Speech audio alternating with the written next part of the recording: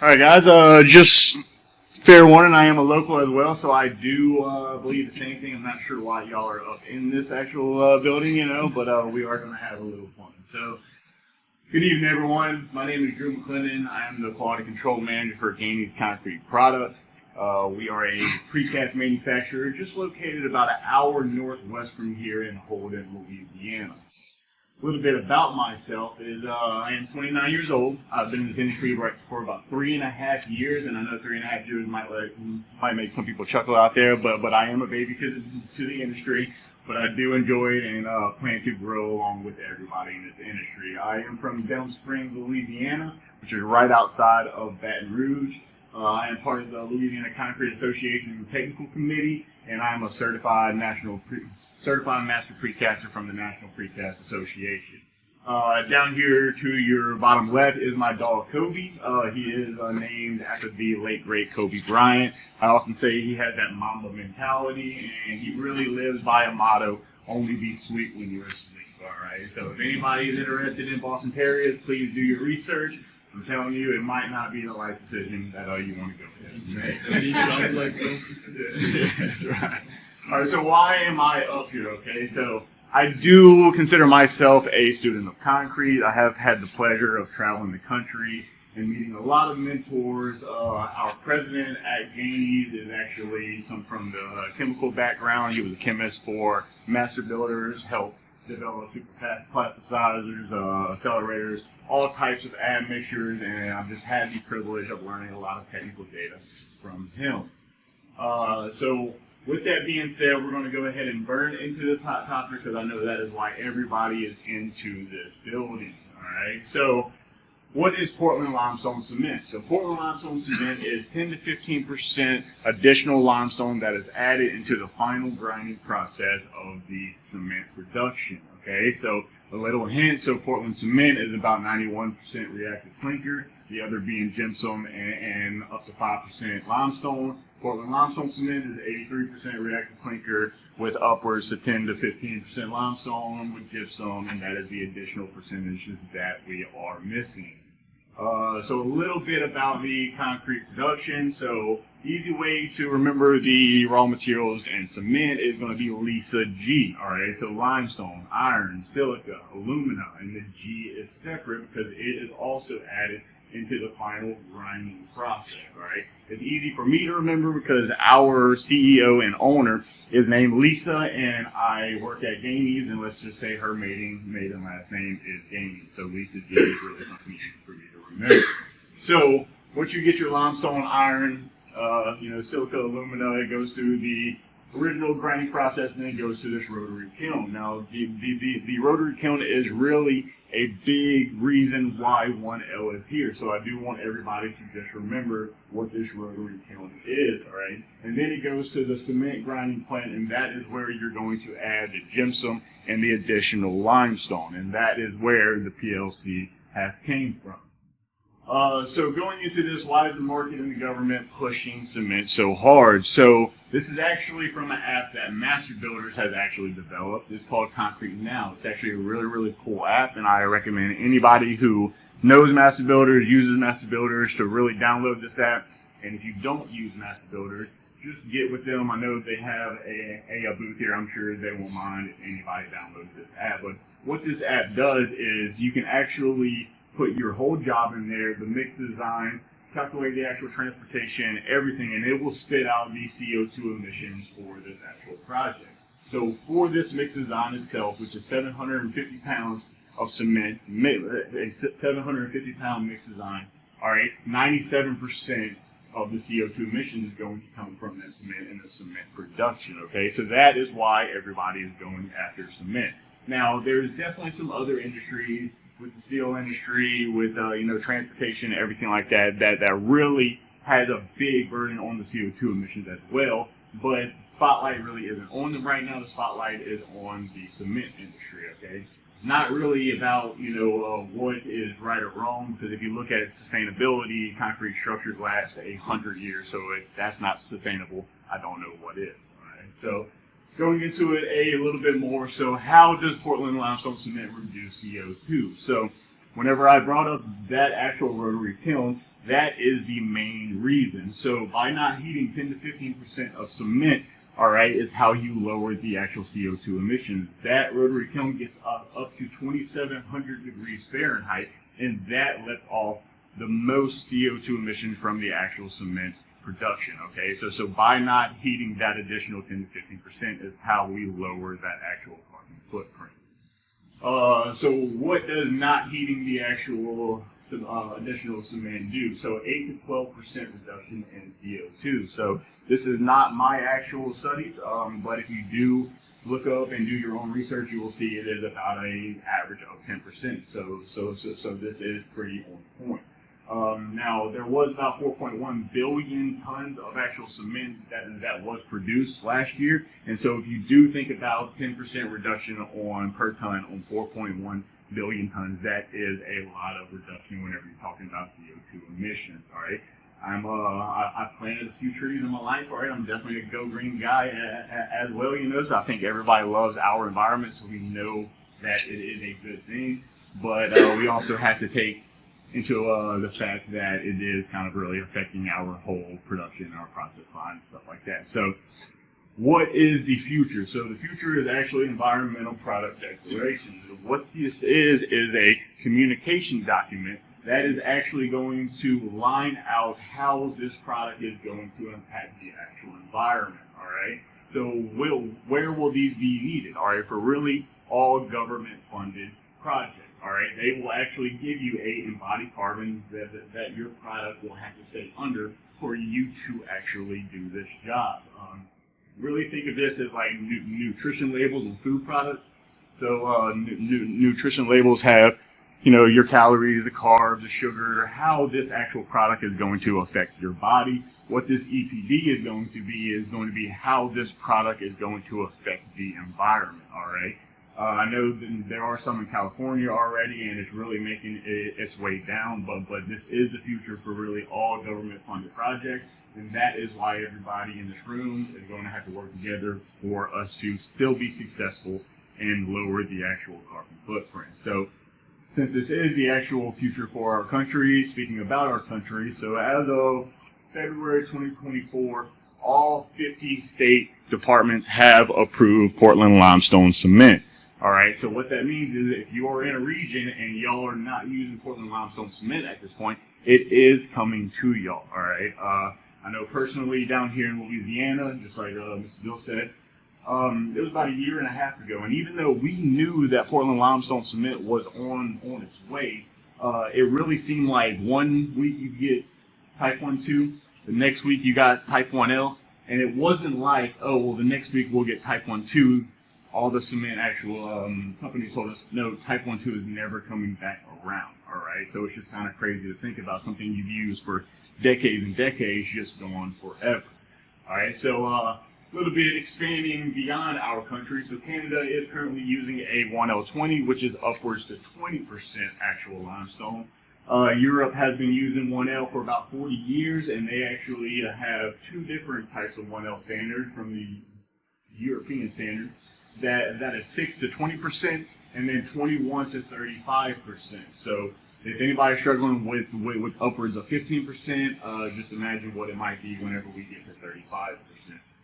A little bit more. So I am a precast manufacturer. All right, I am a quality control manager there. I'm not a chemist. I'm not a scientist. I do not work for a cement producer whatsoever. So I'm going to really try to stay in my lane and talk about how this has impacted the precast industry. So how this has affected the precast industry. So precast, we are only worried about really one strength, and that's going to be our 10 to 12 hour strength, okay? And this really is an average of what it might be if it's 15 hours and we're able to pour product and strip it the next day, or if we have to double pour and we have to strip and lift and rotate all these products within 5 to 6 hours. So that is an average, all right? We don't really care about a 7 or 28-day break. For one, we are really confident in our mix designs. We know we're going to get to the design strength.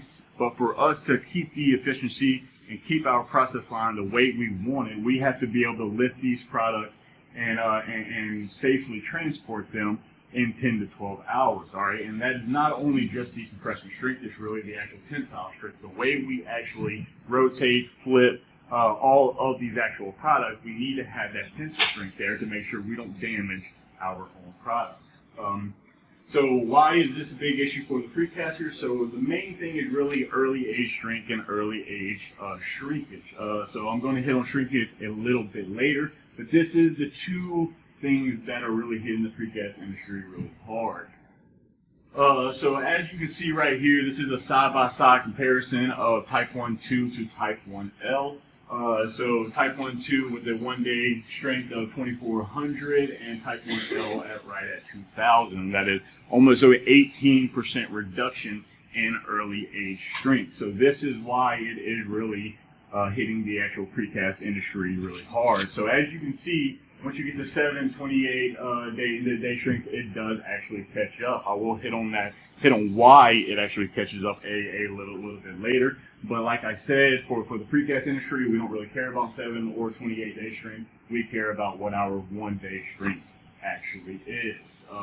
So right here is just the actual, a real picture of our traditional self-consolidating concrete mix design over at Gainey. We pour 100% FGC. So as you can see, we have 705 pounds of cement. We have 279 pounds of water. For a SEC, you really want to stay around 10 cubic feet of paste volume, especially for us because we do use 3/8" pea gravel. So the smaller your actual course, the more paste volume you need because of the surface area. A big thing as well is our air. So we need that cohesion to make sure that our mix does not fall apart, does not segregate. All right. So hitting on the 0.40 a little bit more is our water cement ratio. So my question is, how much longer are we going to stay with the term of water cement ratio? So you see a lot of people starting to use the water to powder ratio whenever you're using slag and you're using fly ash and everything like that. And I think that might be a point to where we get to at some point. If there is a future of having 30% limestone, then can we continue to use a water cement ratio term? All right. One thing also about 1L, if anybody is actually producers and you have your own mix designs, you do have to take into account that the actual specific gravity of 1L is around 3.10 to 3.12. Everybody knows 3.15 is Portland cement. A lot of people just made the switch over to 1L and did not adjust their mix design. I will say on our mix designs, it did not adjust our yield really much at all, so it probably will not be for y'all as well, but I do recommend if you do have your own mix designs to just go check that out because it could affect your yield.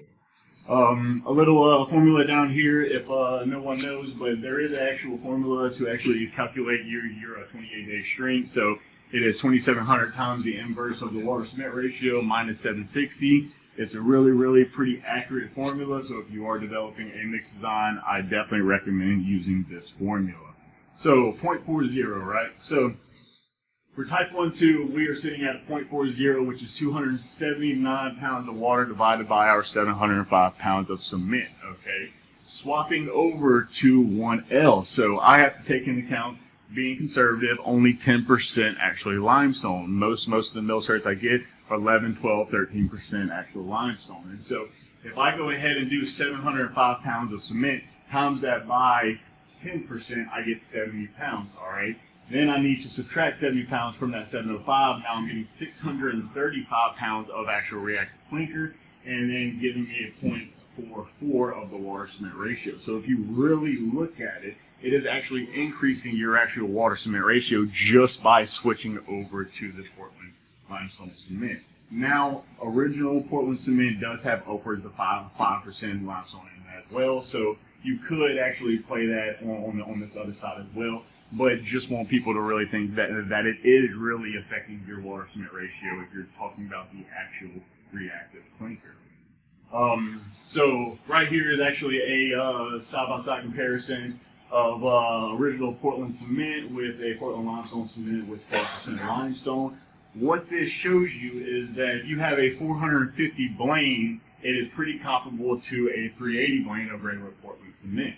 Now, what's the issue with that? I've looked at hundreds and hundreds of mill certs since we have swapped over to Portland limestone cement for the past year and a half, and I've never seen a 450 blane. All right, most of them were 410 420, and for anybody who doesn't know, the blend is just really the fineness of the actual particles in the cement. So if it could get up to 450, we might be seeing pretty similar actual comparisons, but we're not getting to 450. And another thing is, the only reason why the blend is really going up is because the limestone is a softer material than the reactive clinker. So whenever it's in that final grinding process, the limestone is actually being grinded down so much that it's actually playing effect into the blend, whenever the actual cement particles, the reactive clinker particles, really aren't being grinded down any farther. Okay. So lower early strength equals increased cost of precasters. So the reason why is because, like I said, we can't change our actual production line. Okay, we still have to strip all of those products. So the only way that we can get these actual early strengths is by adding additional accelerators, additional heat. I've talked to some precasters who have actually had to up their cement content in their mix designs to actually even get these early strengths. And if we're talking about the carbon footprint, then you're not really reducing the carbon footprint if producers are just upping the amount of cement that they're actually putting in their mix design. Okay, so this is why it really is an increased cost for precasters. So when it eventually catches up in strength, it does. All right. So we did see the side-by-side comparison of how it actually does catch up. Some of the reasons why is like particle packing. So particle packing is really similar to your aggregate packing, if you can think about mix design. So you need a well-graded course, and then you have your sand to actually fill all the voids. All right, that is how you get your aggregate packing in a mix design. So what it is the limestone particles are so fine, it actually packs between the actual cement particles and actually gives you a more denser paste volume. Additional nucleation, I'll let our PCA guy touch on that because I'm not sure if I believe it or not, but essentially it's supposed to be kind of like a catalyst to actually jump that actual calcium hydrate, calcium silica hydrate reaction, all right? And then lower C3A. So I'm not sure if this is just down here in Louisiana or not, but I have really compared a lot of mill certs, and what I've seen is that they are lowering the actual tricalcium aluminate. And what does tricalcium aluminate does? It really dictates the whole set in your actual concrete. So furthermore, okay, if you did not have any gypsum in your cement, it would create a flash set. So the actual gypsum kind of mitigates it a little bit, and based on your actual gypsum and how much tricalcium aluminate you have is what dictates how fast this actual cement is going to set on you. All right, so the lower set time is going to allow this hydration process to create more crystals and stronger crystals, and that is why you will have a stronger concrete over time. Okay, the faster it's set, all right, it does not give the actual calcium silica hydrate reaction enough time to develop as many crystals or crystals that are actually strong enough, and that is the reason why you'll see a lower long-term strength. But if you lower the C3A, you will see a higher long-term strength. All right? So another issue we have seen in the precast industry is drying shrinkage. So don't get drying shrinkage confused with plastic shrinkage, and plastic shrinkage really isn't a big issue just on the surface, but drying shrinkage can be a crack through your whole entire wall. So why is it actually shrinking quicker? So the reason why is because of the water demand. So if you're actually talking about the blend and the fineness, so that means that all of those particles are going to have a higher surface area. So this is a side-by-side comparison of type 1-2 to type 1L. So with a water cement ratio of 0.43, we have a 3 3/4 inch slump.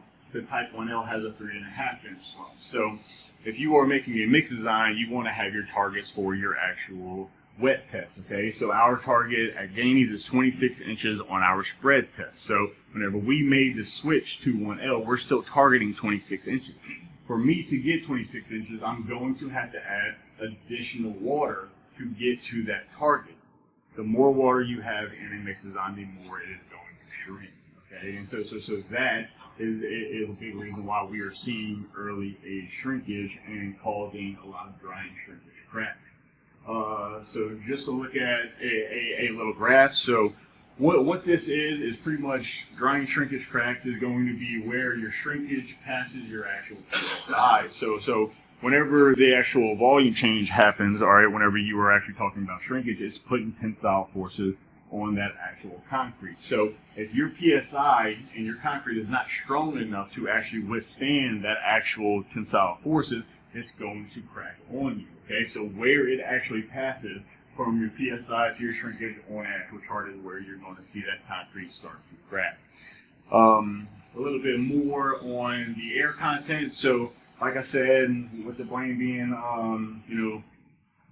finer and the particle packing, it is going to create a more denser paste. Okay, so this is a side-by-side comparison of air content. So same actual mix design from Type 1 tube to Type 1L, and as you can see, we had 6.9% air content to a 6.3 on the 1L. Now, I'm not going to sit up here and act like air in training admixtures are very, very costly, and they're not. But once again, it is something that we are going to have to increase to actually keep that target air content where we want it. Again, we like to stay around 7% because that is a close target to prevent any of our mixes from actually segregating. Okay, so along with additional heat and I would say accelerators and even Master Builders has an XE product that actually works with the illuminates and the cement. We will have to add additional air and training admixtures to keep what we want for our targets on our mix designs. Just end it off, guys. There is a color comparison as well. It's really not that much whenever we are actually talking about 1L10. But if we ever do get to the 1L20 or 35 or something like that, it is going to make this cement really lighter. Okay, so if you're talking about doing a repair with some type of patching or something like that, if you are trying to do a repair and you don't want it to look like it was repaired whatsoever, the actual patching and the actual mortar companies and grout companies are going to have to catch up and start doing their actual tests with 1L instead of the original equipment. With that being said, guys, I'm glad to come and do this presentation with y'all. It's actually my first one here at ACI, and I'm glad everybody sat around for it.